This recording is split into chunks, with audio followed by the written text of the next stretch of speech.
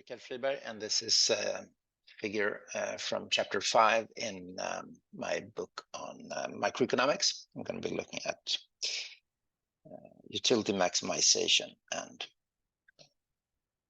looking at that graphically. Okay, so in this figure, we're looking at an individual who has to choose between two goods, entertainment and food. So measure entertainment on the vertical axis, food on the horizontal. So these are units, number of plays that you're watching, number of meals that you're having. There's a budget constraint, as we've drawn before in other graphs in this chapter. So there's an intercept here given by,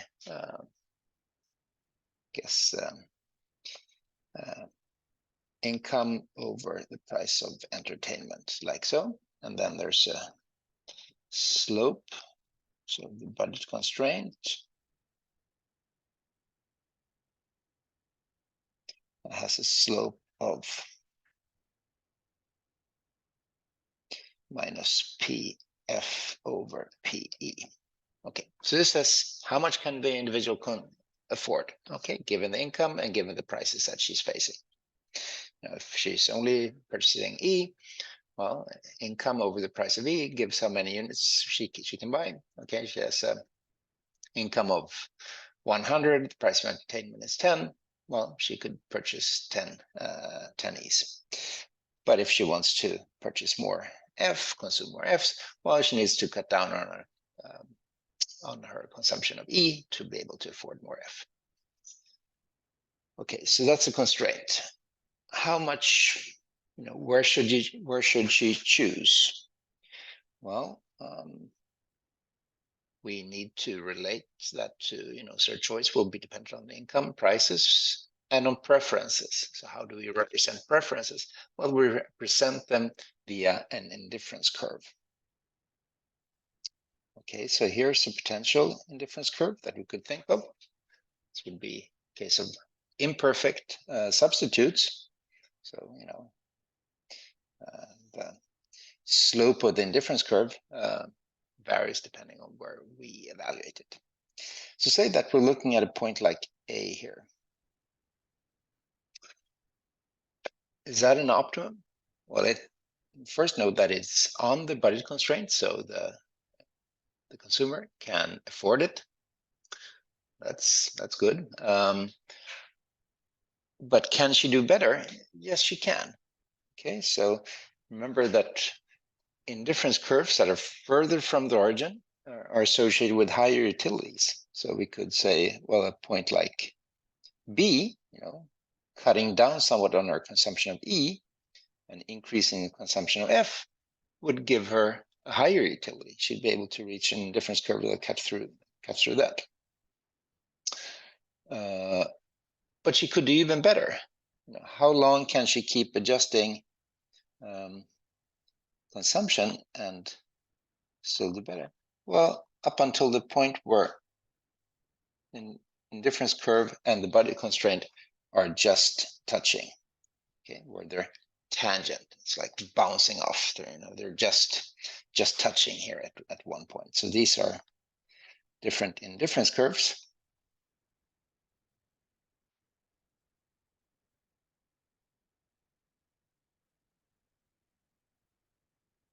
Okay, and preferences are complete, so there's going to be indifference curves all over this area, but she will choose one, or she will choose to consume where the indifference curve, the highest possible indifference curve that she can reach, will be tangent to the budget constraint if we have what we call an interior solution.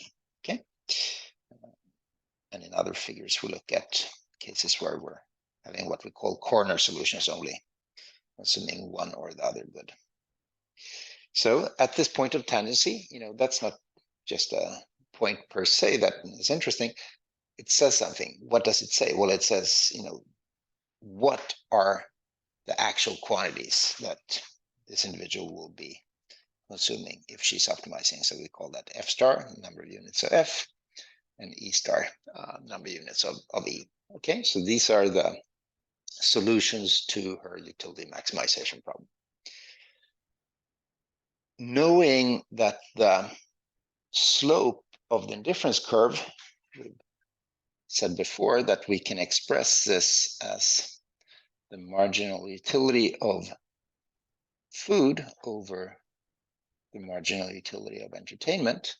Okay, so that's marginal rate of substitution. We can express that as that. So we have that at this point, where they're both tangent, the marginal rate of substitution, the ratio of marginal utilities, so mu f over mu e, is what? Well, it has the same slope as the marginal rate of transformation, the negative of the slope of the budget constraint, so pf over pe. Okay, so intuitively, in a case like A, what is that saying? Well, it's saying that the ratio of marginal utilities is steep, the MRS is high, so the individual values food really high on the margin relative to how they value entertainment. It's like I'm super hungry, starving, and I really want to have another bite. Okay, so that's the utilities, but how does these things look? Well, it's like I'm starving, but that sandwich isn't really all that expensive. The price of food is not so high. Okay, so let's adjust. Okay, how long will I be adjusting? Well, until my valuation of the relative, my own valuation of how I value one more versus one less of the different goods equals how these are valued on the market. Okay, so MRS equals to MRT if we want to use econ, well, not gibberish, but language. Okay.